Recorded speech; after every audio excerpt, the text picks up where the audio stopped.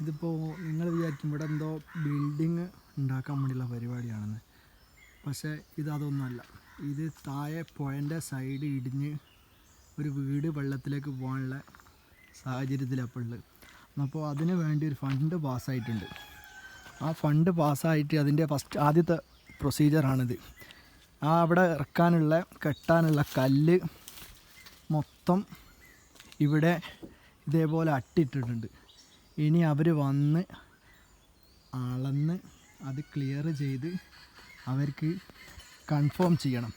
എന്നിട്ട് അടുത്ത ഘട്ടം എന്ന് പറഞ്ഞാൽ ഈ സംഭവം കല്ലുകൾ ഒന്നായിട്ട് എടുത്തിട്ട് പുഴയിലിറക്കിയിട്ട് കെട്ടണം.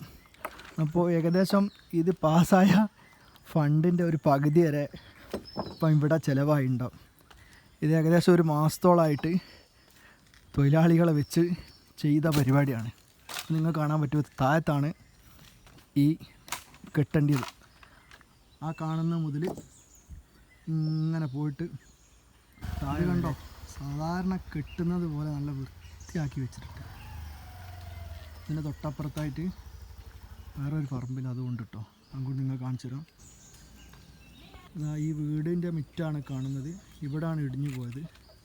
ഇവിടെയൊക്കെ മരമൊക്കെ മുറിച്ച് ഫുള്ള് സെറ്റാക്കി വെച്ചിട്ടുണ്ട്. ഇനി അടുത്ത ഘട്ടമായിട്ടാണ് ഇത് കെട്ടേണ്ടി. അതിനുള്ള ഒന്നാം ഘട്ട വർക്ക് അവിടെ നടക്കുന്നത് കേട്ടോ. പൂന്നൂർ പുഴയാണിത്. മൂന്നാം പുഴ എന്ന് പറഞ്ഞ സ്ഥലത്താണ് ഈ കെട്ട് വരുന്നത്. ഇത് ഇറിഗേഷൻ ഡിപ്പാർട്ട്മെൻറ്റാണ് കേട്ടോ ഇതിൻ്റെ വർക്ക്. ഇറിഗേഷൻ്റെ വർക്ക് ആയതുകൊണ്ടായിരിക്കും ചിലപ്പോൾ ഇങ്ങനത്തെ പ്രൊസീജിയർ, നമുക്കറിയില്ല. ഏതായാലും ഇത്രയും ലോഡ് കല്ല് പണിക്കാരെ വെച്ചിട്ട് മൊത്തം ഇവിടെ അടുക്കി കെട്ടി, ശരിക്കും കെട്ടിയത് തന്നെയാണ്. അതേപോലെ വെച്ചിട്ടുണ്ട്. നിങ്ങളത് അവിടെ സാധനം ഇറക്കി മൊത്തത്തിൽ ആ കാണുന്ന തല വരെ കെട്ടിയതാണ്. ഇനി ഇതൊക്കെ കഴിഞ്ഞിട്ട് പിന്നെ ഇതൊക്കെ പുഴയിലേക്ക് ഇറക്കണം.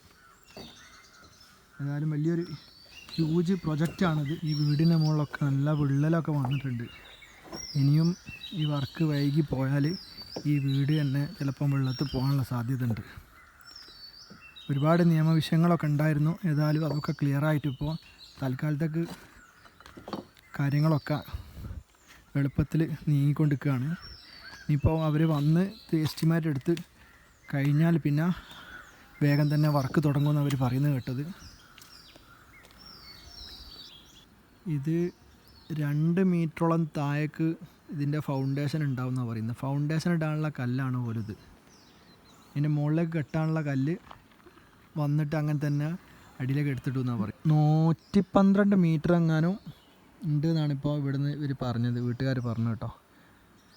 പറഞ്ഞാൽ ദിവസം ഒരു 10ഓളം ലോഡുകൾ വരുന്നുണ്ടെന്നാണ് പറയുന്നത്. പക്ഷേ 5-6 ആൾക്കാർ കൂടിയിട്ട് ഈ സംഭവമൊക്കെ, ആ വരുന്ന ലോഡ് മൊത്തം അവർ ഇവിടെ ഇതേപോലെ ഇതിൻ്റെ ഉള്ളിലെടുത്ത് അറ്റിടുന്നുമുണ്ട്. ഏതായാലും ഒരു മാസം ആയിട്ടേ ഉള്ളൂ എന്നാണ് പറയുന്നത് ഇവർ തുടങ്ങിയിട്ട്. ഒരു മാസം കൊണ്ട് ഈ രീതിയിലാക്കിയിട്ടുണ്ട്. ഇതേപോലെ തന്നെ കെട്ടും വേഗം നടന്നാൽ മതിയായിരുന്നു ഏതായാലും.